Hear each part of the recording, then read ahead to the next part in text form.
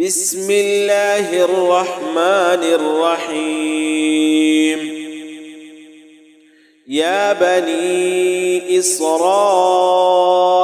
اذكروا نعمتي التي أنعمت عليكم وأني فضلتكم على العالمين.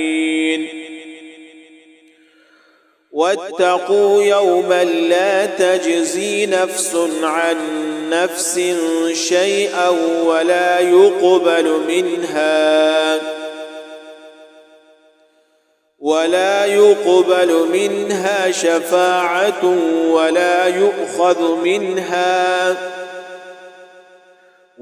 يؤخذ منها عدل ولا هم ينصرون.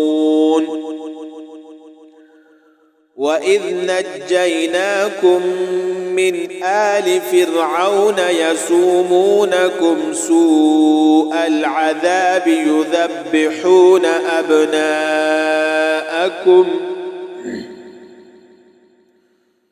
يذبحون أبناءكم ويستحيون نساءكم